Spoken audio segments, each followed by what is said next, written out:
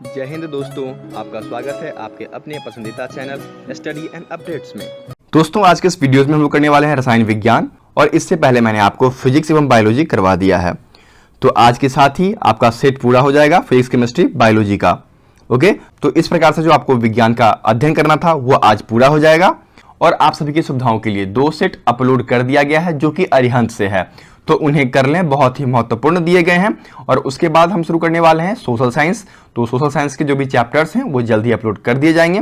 एवं इन पीडीएफ्स को डाउनलोड करना है आपको, तो आप लोग वेबसाइट पे जा सकते हैं, लिंक डिस्क्रिप्शन में दिया गया, वहां से आप लोग चले जाएं और सारी पीडीएफ्स अपलोड कर दी गई है। इन पीडीएफ्स के साथ साथ 20 सेट्स अपलोड कर दिए गए हैं जो कि गाइडर से हैं और वह बहुत ही महत्वपूर्ण है, तो उन सभी को करें। तो चलिए शुरुआत करते हैं। तो 91 दिया गया कि कौन सा पदार्थ प्रकृति में तीन अवस्था कौन कौन सी होती हैं? ठोस, द्रव एवं गैस। इन तीनों अवस्था में कौन सा पदार्थ पाया जाता है? तो जल एक ऐसा पदार्थ है जो तीनों अवस्था में पाया जाता है। तो जल का रासायनिक सूत्र क्या होता है? तो जल का रासायनिक सूत्र होता है H2O। तो H2O ढूंढिए यहाँ पर कहाँ लिखा गया है? तो H2O यहाँ पर आपको ए में दे दिया गया। तो 91 का क्या होगा? तो 91 का ए उत्तर हो जाएगा। ओके, चलिए अगले प्रश्न में चलते हैं। 92 दिया गया कि पदार्थ की चौथी अवस्था क्या कहलाती है? तो पदार्थ की कुल 5 अवस्थाएं खोजी गई थी, जिसमें कि बोस आइंस्टीन हटा दिया गया है, तो अब 4 अवस्थाएं रह गई हैं। तो पहला तो आपका क्या है? ठोस, दूसरा द्रव्य, तीसरा गैस, चौथा क्या है? तो चौथा आपका प्लाज्मा है। तो यहां पर 92 का ए उत्तर हो जाएगा, प्लाज्मा अवस्था। अब चलिए 93 भी चलते हैं। 93 दिया गया कि वास्तविक गैस किन परिस्थितियों में आदर्श गैस जैसा व्यवहार करती है? तो प्रश्न में ऐसा पूछ रहा है आपसे कि ऐसा कौन सा कंडीशन है जब गैस जो है आदर्श गैस जैसा व्यवहार करती है? तो वो कब होता है? जब निम्न दाब एवं उच्च ताप होता है, तब जो गैसें हैं वह आदर्श गैस जैसा व्यवहार करती है। तो आइए ढूंढिए कहां दिया गया? यह आपको बी में दिया गया है कि निम्न दाब एवं उच्च तापमान। ओके, तो 93 का बी उत्तर हो जाएगा। 94 आपका दिया गया कि स्थिर ताप पर किसी गैस का आयतन कम करने पर उसका दाब क्या होता है? यदि हम किसी भी गैस का आयतन करते हैं तो दाब क्या होता है? तो दाब बढ़ जाता है। तो यहां पर बढ़ना आपको डी में दिया गया है, तो 94 का डी उत्तर हो जाएगा। 95 दिया गया है कि वायु क्या है? तो वायु क्या है? एक मिश्रण है। कैसा मिश्रण है? तो सभी गैसों का मिश्रण है, जैसे कि उसमें हाइड्रोजन, नियोन, ऑक्सीजन, तो ये सभी गैसें पाई जाती हैं। तो ये हो गया आपका मिश्रण। तो मिश्रण यहाँ पर आपको सी में दिया गया है, तो 95 का सी उत्तर हो जाएगा। अब चलिए आगे देखते हैं। 96 दिया गया कि दूध उदाहरण है। तो दूध किसका उदाहरण है? तो दूध जो होता है वह इमल्सन का उदाहरण होता है। तो इमल्सन यहाँ पर आपको 96 के सी में दिया गया है, इसलिए 96 का सी उत्तर हो जाएगा। 97 दिया गया कि एक मोल में कुल परमाणुओं की संख्या कितनी होती है? तो एक मोल में आपको 6.023 × 10⁻23 परमाणु पाए जाते हैं। तो 6.023 आपको सी में दिया गया है, तो यहाँ पर आपका सी उत्तर हो जाएगा। चलिए अगले प्रश्न में बढ़ते हैं। 98 दिया गया कि एनटीपी पर 22 ग्राम CO2 का आयतन क्या होगा? तो एनटीपी क्या होता है? तो एनटीपी होता है नॉर्मल टेम्परेचर एंड प्रेशर। तो नॉर्मल टेम्परेचर एंड प्रेशर पे 22 ग्राम CO2 का जो आयतन होगा वह आपका 11.2 लीटर हो जाएगा। तो 98 का बी उत्तर हो जाएगा आपका। 99 दिया गया कि निम्नलिखित में से कौन सा एक मौलिक कण है? तो कोई भी पदार्थ किस किस चीज से बना होता है? तो वह इलेक्ट्रॉन, प्रोटॉन और न्यूट्रॉन सभी से मिलकर बना होता है। तो मौलिक कण कौन हो गए? तो मौलिक कण ये तीनों हो गए, प्रोटॉन, इलेक्ट्रॉन एवं न्यूट्रॉन। तो उत्तर क्या हो जाएगा आपका? डी हो जाएगा, ये सभी। 100 दिया गया कि न्यूट्रॉन तथा प्रोटॉन की संख्या का योगफल क्या कहलाता है? तो न्यूट्रॉन तथा प्रोटॉन की संख्या का जो योगफल होता है वह द्रव्यमान संख्या कहलाता है, मास नंबर कहलाता है। तो यहां पर देखिए 100 के सी में दिया गया है मास नंबर। ओके, 101 दिया गया कि निम्नलिखित में से किसमें ऋणात्मक आवेश होता है? तो ऋणात्मक आवेश किसमें होता है? यहां पर ऑप्शन है आपके अल्फा, बीटा, गामा एवं एक्स किरणें। तो अल्फा किरणें धनात्मक होती हैं, बीटा किरणें ऋणात्मक होती है। आपसे क्या पूछा? ऋणात्मक, इसलिए 101 का बी उत्तर हो जाएगा। 102 दिया गया कि गामा किरणें हैं। तो गामा किरणें कैसी होती हैं? तो गामा किरणें जो होती हैं वह उच्च ऊर्जा वाली विद्युत चुंबकीय तरंगें होती हैं। तो आइए ढूंढिए, यहां पर आपको ए में दिया गया कि उच्च ऊर्जा वाली विद्युत चुंबकीय तरंगें। तो 102 का ए उत्तर हो जाएगा। 103 दिया गया, इसमें ऑक्सीजन्स दिए गए हैं सारे, O8 O8 O8। सबके जो एटॉमिक नंबर हैं वह सेम है, लेकिन एटॉमिक मास डिफरेंट हैं, 15, 16, 17। तो ये क्या है? किसका उदाहरण है? तो यह आपको समस्थानिक का उदाहरण होता है। ओके, तो यहां पर समस्थानिक आपको डी में दिया गया है, तो 103 का डी उत्तर हो जाएगा। 104 दिया गया कि निम्नलिखित में से किसके उत्सर्जन से संभारिक उत्पन्न होते हैं। तो संभारिक जो उत्पन्न होते हैं वह बीटा किरणों के उत्सर्जन से होते हैं। तो बीटा किरण यहां पर बी में दिया गया है, इसलिए 104 का बी उत्तर हो जाएगा। चलिए आगे बढ़ते हैं। 105 दिया गया कि इलेक्ट्रॉन ग्रहण करने की प्रवृत्ति क्या कहलाती है। तो इलेक्ट्रॉन ग्रहण करने की जो प्रवृत्ति होती है वह आपको अवकरण कहलाती है। तो अवकरण यहां पर डी में दिया गया है, तो 105 का डी उत्तर हो गया। 106 दिया गया कि नीले लिटमस पत्र को लाल कर देता है। तो अम्ल जो होता है वह नीले लिटमस पत्र को लाल कर देता है, तो 106 का ए हो जाएगा। 107 दिया गया कि क्षारीय घोल का पीएच मान क्या होता है। तो पीएच वैल्यू आपको याद होगा, न्यूट्रल क्या होता है 7, उससे आगे जो हो गया वह आपका क्षारीय हो गया, और उससे पहले जो हो गया वह हो गया अम्लीय, एसिड और ये बेस।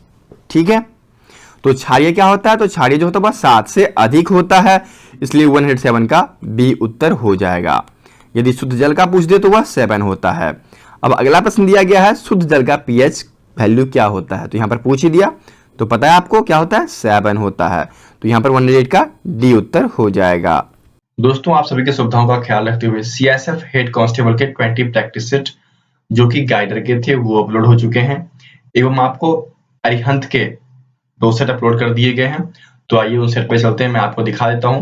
तो जैसे ही आप सीएसएफ पे क्लिक करोगे आप सीएसएफ के पेज पे चले जाओगे। आप यहाँ पर देख सकते हैं, यहाँ पर आपको सीएसएफ हेड कांस्टेबल अरिहंत की सेट डाल दी गई है, फिर आपको गाइडर की प्रैक्टिस सेट डाल दी गई है, एवं कांस्टेबल के लिए सीएसएफ की प्रैक्टिस सेट डली हुई है। यदि आपको गाइडर की 20 प्रैक्टिस सेट चाहिए तो आप इस पे क्लिक करेंगे, और इस पे क्लिक करते ही आप यहाँ पर देख सकते हैं आपको 20 प्रैक्टिस सेट डाल दी गई है। देखिए यहाँ पर नंबर ऑफ प्रैक्टिस सेट 8, 9, 10, 11, 12, 13, 14, तो इस प्रकार से आपको कुल 20 प्रैक्टिस सेट डाल दी गई है। यदि आप इन सभी को डाउनलोड करना चाहते हैं, जिसे भी डाउनलोड करना चाहते हैं उस पर क्लिक करें, और क्लिक करते ही आप उस सेट पे चले जाएंगे। उस सेट पे जाने के बाद आप इसे गूगल ड्राइव में देख भी सकते हैं या वहां से डाउनलोड भी कर सकते हैं। तो डाउनलोड करने के लिए आप लोग क्लिक बटन पे दबाइएगा, क्लिक हियर टू डाउनलोड करते हुए यह आपको गूगल ड्राइव में ओपन हो जाएगा। और यदि इसे आप डाउनलोड करना चाहते हैं तो यहाँ पर क्लिक बटन करें, और क्लिक करते ही यह आपसे डेस्टिनेशन पूछेगा, आप इसको सेव कर दें और यह डाउनलोड हो जाएगा। ओके, तो इस प्रकार से आप इसे डाउनलोड भी कर सकते हैं। 109 दिया गया कि निम्नलिखित में से किस धातु को वायु में छोड़ देने पर उसका संचरण मतलब कोरिजन मतलब जंग लगना कहते हैं उसको नहीं होता है। यदि होने की बात करती तो यहां पर लोहा, तांबा और चांदी सब में कोरिजन पाया जाता है, संचरण पाया जाता है, लेकिन सोना में संचरण नहीं पाया जाता है। इसी वजह से उसका आभूषण में यूज किया जाता है। तो 109 का सी उत्तर हो गया आपका। 110 दिया गया कि ऊष्माशोषी प्रतिक्रिया में क्या होती है। तो जब भी ऊष्माशोषण प्रक्रिया होती है उसमें ऊष्मा का अवशोषण हो जाता है। तो अवशोषण यहां पर आपको 110 के ए में दिया गया है। 111 दिया गया कि किसी अवक्रिया का वेग, ऑप्शंस आपके 4 दिए गए। पहला दिया गया कि अवक्रिया की प्रगति के साथ बढ़ता है, अवक्रिया की प्रगति के साथ घटता है, सी दिया गया कि अवक्रिया की प्रगति के साथ स्थिर रहता है, डी दिया गया कि अवक्रिया की प्रगति के साथ घट बढ़ सकता है। होता क्या है कि जब कोई रासायनिक अभिक्रिया होती है तो जैसे जैसे रासायनिक अभिक्रिया में प्रगति होती है उसका जो वेग है वह घटता रहता है। तो यह आपको बी में दिया गया है, देखिए यहां पर, तो 111 का बी उत्तर हो जाएगा। 112 दिया गया है कि उत्प्रेरक वह पदार्थ है जो रासायनिक अभिक्रिया का वेग क्या करता है। तो रासायनिक अभिक्रिया के वेग को बढ़ाता है, तो 112 का ए उत्तर हो जाएगा। इसको कहते हैं रिएक्टेंट इंग्लिश में। यदि आपको पीडीएफ चाहिए तो वेबसाइट पे चले जाइए। वेबसाइट है आपका www.studyandupdates.com। वहां पर आप जाकर सीएसएफ में जाइए। सीएसएफ में जाने के बाद आपको सारी प्रैक्टिस सेट्स एवं पीडीएफ्स अवेलेबल करा दी गई है, तो वहां से इसे आप प्राप्त कर सकते हैं। 113 दिया गया कि मेंडलीफ के अनुसार तत्वों के गुण आवर्ती फलन होते हैं। तो मेंडलीफ के अनुसार बताया गया था कि तत्वों के जो गुण होते हैं वह किसके आवर्ती फलन होते हैं, तो परमाणु भार के आवर्ती फलन होते हैं। तो परमाणु भार के आवर्ती फलन यहां पर आपको ए में दिया गया है, तो 113 का ए उत्तर हो जाएगा। 114 दिया गया कि आधुनिक आवर्त नियम का प्रतिपादक कौन है। तो अभी जो चल रहा है आपको आवर्त सारणी, उसका प्रतिपादक कौन है, तो मोस्ले हैं। ओके, तो मोस्ले यहां पर 114 के बी में दिया गया है। 115 दिया गया कि आधुनिक आवर्त सारणी में तत्वों का वर्गीकरण किस आधार पर है। तो यहां जो तत्वों का वर्गीकरण किया गया वह परमाणु संख्या के आधार पर किया गया, एटॉमिक नंबर के आधार पर किया गया है। तो यहां पर एटॉमिक नंबर आपको 115 के सी में दिया गया है, तो 115 का सी उत्तर हो गया आपका। अब आपको अगला प्रश्न दिया गया 116 की प्रत्येक आवर्त का प्रथम सदस्य होता है। तो जितने भी आवर्त सारणी बनाए गए हैं उसमें आपका जो पहला सदस्य होता है वह आपका एक क्षार धातु होता है, बेस होता है। तो 116 का ए उत्तर हो जाएगा। और बेस कौन होते हैं? जिनका पीएच मान 7 से ज्यादा होता है। अब आपको 117 दिया गया है कि पृथ्वी पर सबसे अधिक मात्रा में पाया जाने वाला तत्व है। तो सबसे अधिक मात्रा में जो पृथ्वी में पाया जाता है इन ऑप्शंस में से आपका ऑक्सीजन हो जाएगा। तो 117 का डी उत्तर हो गया। 118 दिया गया कि सबसे हल्का तत्व कौन सा है। तो सबसे हल्का तत्व कौन सा है? इसमें ऑप्शन है हीलियम, लिथियम, सोडियम और हाइड्रोजन। तो ऑप्शन क्या जाएगा आपका? हाइड्रोजन हो जाएगा। तो 118 का डी उत्तर हो गया। 119 दिया गया कि सोना का लैटिन नाम क्या है। तो सोना का जो लैटिन नाम है वह है ऑरम। तो 119 का बी उत्तर हो गया। चलिए आगे बढ़ते हैं। 120 दिया गया कि वह गुणधर्म क्या कहलाता है जिसके कारण धातुओं को पीटकर पतली पत्थर बनाई जा सकती है। तो उसको कहा जाता है औघात वर्धनीयता। तो औघात वर्धनीयता यहां पर आपको सी में दिया गया है। तो 120 का सी उत्तर हो जाएगा। तान्यता की वजह से क्या होता है कि उनको पीट पीट कर तार बनाई जाती है, और औघात वर्धनीयता की वजह से क्या होता है? उनको पीट पीट कर पतली पत्थर बनाई जाती है, सीट्स बनाए जाते हैं। यदि तार की बात की जाए तो तान्यता देना, और सीट्स की बात की जाए तो औघात वर्धनीयता देना। ओके, तो 120 का सी उत्तर हो गया। 121 दिया गया कि अयस्क से चुंबकीय अशुद्धियों को दूर करने के लिए निम्नलिखित में से कौन सी विधि प्रयुक्त की जाती है। तो जैसे कि चुंबकीय अशुद्धि निकालना है तो पहले ही आपका क्लियर हो गया कि चुंबक का प्रयोग करेंगे, तो चुंबकीय पृथक्करण विधि अपनाएंगे यहां पर। तो चुंबकीय पृथक्करण विधि आपको यहां पर सी में दिया गया है। तो 121 का सी उत्तर हो जाता है। 122 दिया गया कि अयस्कों में उपस्थित अशुद्धियों को क्या कहते हैं। तो अयस्कों में जो अशुद्धियां होती हैं उनको गेंग कहा जाता है, गेंग। तो 122 का ए उत्तर हो जाएगा। 123 दिया गया कि पारे का मुख्य अयस्क कौन सा है।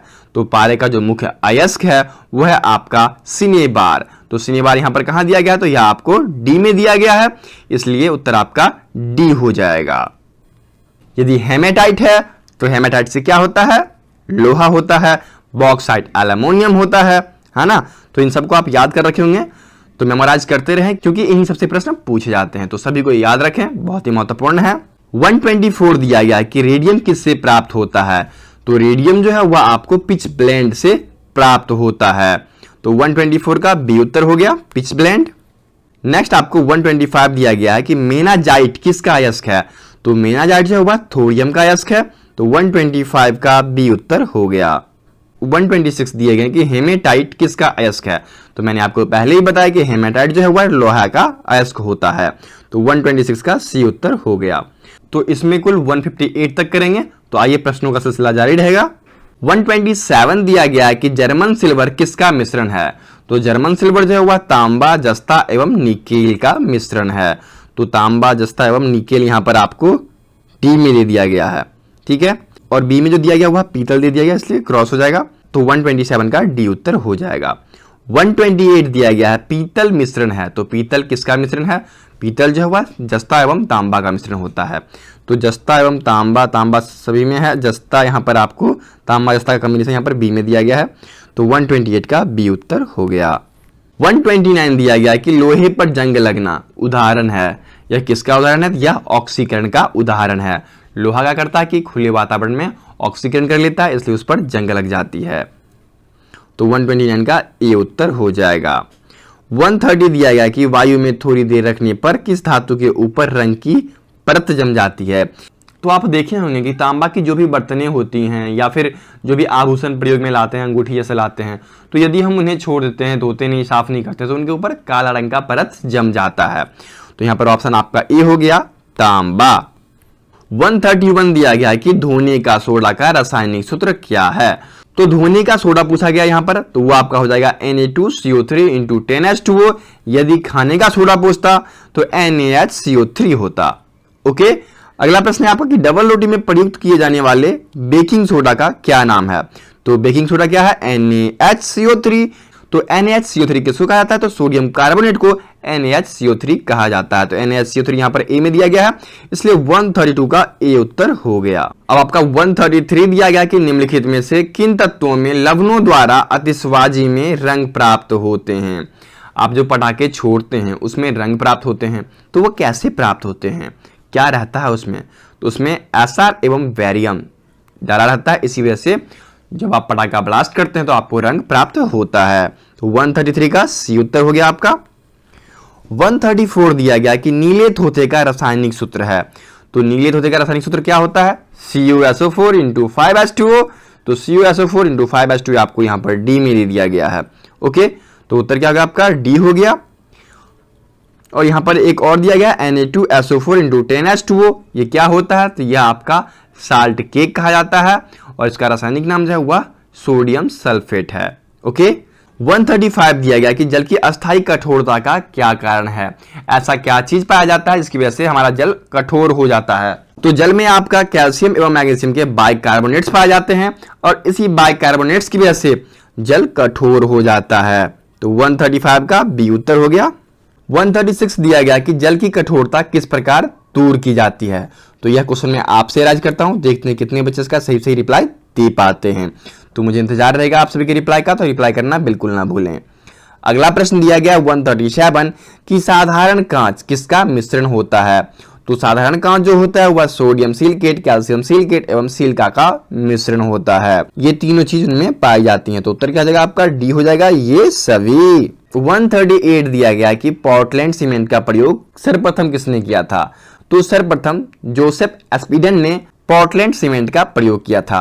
तो यहां पर उत्तर आपका डी हो गया। 139 दिया गया है कि प्रकृति में सबसे अधिक मात्रा में क्या पाया जाता है। ऑप्शन है ग्लूकोज, फ्रक्टोज, सुक्रोज एवं सेलुलोज। तो क्या होगा उत्तर आपका? सेलुलोज हो जाएगा। तो 139 का डी उत्तर हो गया। 140 दिया गया कि प्रयोगशाला में संश्लेषित किया जाने वाला प्रथम कार्बनिक यौगिक क्या था। तो यूरिया ऐसा पदार्थ है जो सर्वप्रथम प्रयोगशाला में संश्लेषित किया गया था। तो यूरिया यहां पर सी में दिया गया है। 141 दिया गया कि कार्बनिक यौगिक के सूक्ष्म जीवों द्वारा धीरे धीरे अपघटित होने की प्रक्रिया। तो कार्बन यौगिक के सूक्ष्म जीवों द्वारा धीरे धीरे अपघटित होने की प्रक्रिया किण्वन कहलाती है। तो किण्वन यहां पर आपको बी में दिया गया है। 142 दिया गया कि समवायी यौगिक भिन्नता प्रदर्शित करती है। तो भौतिक गुण में डिफरेंस पाया जाता है, इसी वजह से समवायिक यौगिक में भिन्नता पाई जाती है। तो भौतिक गुण यहां पर आपको ए में दे दिया गया। तो 142 का ए उत्तर हो गया। 143 दिया गया है कि पेंसिल बनाने में प्रयुक्त किया जाता है। तो हम लोग किसका प्रयोग करते हैं? तो ग्रेफाइट का प्रयोग हम लोग पेंसिल बनाने के रूप में करते हैं। 144 दिया गया कि प्राकृतिक गैस में मुख्यतः क्या रहता है। तो प्राकृतिक गैस में मुख्यतः मीथेन रहता है। तो मीथेन यहां पर आपको ए में दिया गया। तो 144 का ए हो गया। 145 दे रहा है कि गोबर गैस में मुख्यतः डैश होता है। तो गोबर गैस में मुख्यतः मीथेन होता है, इसी वजह से खाना बनाया जाता है। तो 145 का सी उत्तर हो जाएगा। 146 दिया गया कि कार के इंजन में नॉकिंग से बचने के लिए क्या प्रयुक्त होता है। तो कार के इंजन में लेड टेट्राथाइल का प्रयोग करके नॉकिंग से बचा जाता है। तो लेड टेट्राथाइल यहां पर आपको सी में दिया गया है। 147 दिया गया कि पेट्रोल किसका मिश्रण है। तो पेट्रोल जो है वह हाइड्रोकार्बन्स का मिश्रण है। तो आइए ढूंढिए हाइड्रोकार्बन्स कहां दिया गया, वह आपको सी में दिया गया। तो 147 का सी उत्तर हो जाएगा। 148 दिया गया कि सोडियम बाइकार्बोनेट में से कार्बन डाइऑक्साइड निकालने में विफल अम्ल कौन सा है। तो अम्ल को इंग्लिश में एसिड कहा जाता है। और कौन सा एसिड है जो कि सोडियम बाइकार्बोनेट में से कार्बन निकालने में विफल है। तो यहां पर आपको कार्बोनिक एसिड दिया गया है। तो उत्तर आपका डी हो जाएगा। 149 दिया गया कि जब पानी जमता है तो उसका घनत्व क्या हो जाता है। तो जब पानी जमता है तो उसका घनत्व कम हो जाता है, इसी वजह से बर्फ जो है ऊपर में तैरता रहता है। ओके, तो 149 का ए उत्तर हो जाएगा। तो इन सभी चीजों को याद रखो, बहुत ही कॉमन चीजें होती हैं और एग्जाम में यही सारी चीजें पूछी जाती हैं। 150 दिया गया है कि गुरु जल का रासायनिक संघटक क्या होता है। तो गुरु जल का जो रासायनिक संघटक है वह ड्यूटेरियम ऑक्साइड। तो D2O यहां पर आपको ए में दिया गया है। 150 का ए उत्तर हो गया। नेक्स्ट आपका दिया गया कि हास्य गैस का रासायनिक फॉर्मूला क्या होता है। तो लाफिंग गैस का रासायनिक फॉर्मूला क्या है? N2O। N2O यहां पर आपको बी में दिया गया है। तो 151 का बी उत्तर हो जाएगा। 152 दिया गया कि आवर्त सारणी में निम्नलिखित में से कौन सी धातु सबसे भारी होती है। तो सबसे भारी धातु जो होती है वह ऑसियम होती है। तो ऑसियम यहां पर आपको 152 के ए में दे दिया गया। ओके, चलिए आगे बढ़ते हैं। 153 दिया गया कि कांच को नीला रंग निम्नलिखित में से कौन प्रदान करता है। तो कांच का जो रंग नीला होता है वह कोबाल्ट ऑक्साइड की वजह से होता है। तो 153 का ए उत्तर हो गया। 154 दिया गया कि किस तकनीक का प्रयोग करके जीवाश्म जीवों की आयु का पता किया जाता है। तो इसमें हम क्या करते हैं कि रेडियो कार्बन काल निर्धारण का प्रयोग करके जीवाश्म जीवों की आयु का पता लगाते हैं। तो यहां पर आपको 154 के ए में दिया गया है। 155 दिया गया कि किस श्रेणी में सभी ऑक्सीकरण स्थितियों में नाइट्रोजन विविध प्रकार का यौगिक बनाता है। तो नाइट्रोजन जो है -3 से लेकर +5 तक में ऑक्सीकरण करके यौगिक का निर्माण करता है। तो -3 से +5 आपको यहां पर ए में दिया गया। तो 155 का ए उत्तर हो जाएगा। नेक्स्ट आपको 156 दिया गया कि C6H4 का अगला उच्च सजातीय क्या होगा। तो C6 C7 और H16 हो जाएगा। तो C7 H16 यहां पर डी में दिया गया। तो उत्तर आपका डी हो गया। अब ये दो लास्ट प्रश्न है, ये इनको कर लेते हैं। 157 दिया गया कि सौर सेल को बनाने में किस तत्व का प्रयोग किया जाता है। तो सौर सेल को बनाने के लिए हम लोग सिलिकॉन का प्रयोग करते हैं। तो 157 का डी उत्तर हो गया। 158 दिया गया कि टूटी हड्डियों को जोड़ने के लिए निम्नलिखित में से किसका प्रयोग किया जाता है। तो जो भी टूटी हड्डियां होती हैं उनको जोड़ने के लिए प्लास्टर ऑफ पेरिस का प्रयोग किया जाता है। तो प्लास्टर ऑफ पेरिस यहां पर 158 के डी में दिया गया है। तो उत्तर आपका 158 का डी हो जाएगा। तो इस प्रकार से आज के इस वीडियोस में कुल 67 प्रश्न कराए गए, जिसमें कि 66 प्रश्न मैंने किया और एक प्रश्न आपसे एराइज किया गया है। तो उत्तर देना बिल्कुल ना भूलें। मुझे इंतजार रहेगा आप सभी के जवाब का। ओके, क्योंकि आप उत्तर देते हो तभी हमारी मेहनत सफल होती है। तो फिर मिलते हैं दूसरे वीडियो में, तब तक के लिए जय हिंद। जिस प्रकार से आप सभी को ये वीडियोस मिलती है तो आप सभी को खुशी प्रदान होती है। सिमिलरली उसी प्रकार हमें भी तब खुशी मिलती है जब आप हमें रिव्यू करते हैं। कहाँ करते हैं? तो हमारे फेसबुक पेज पर आकर। तो आप यहाँ देख सकते हैं, यहाँ पर कुछ बच्चों ने रिव्यू किया है। टोटल 4.6 रिव्यूज हैं अभी। तो आप भी आइए एवं रिव्यू कीजिए और जो भी हमारे बारे में राय है वो राय आप लिख सकते हैं, कमेंट कर सकते हैं यहाँ पर। तो मुझे बहुत ही खुशी मिलेगी। तो मैं आशा करता हूँ कि आप लोग रिव्यू जरूर कीजिएगा। वीडियो अच्छी लगी तो सर्वप्रथम आप पहले वीडियो को लाइक कर दें, चैनल को सब्सक्राइब कर लें एवं जितना अत्यधिक हो सके इसे अपने दोस्तों के बीच, अपने कलीग्स के बीच, जो भी गवर्नमेंट जॉब्स की तैयारी करते हैं उनके बीच शेयर जरूर करें।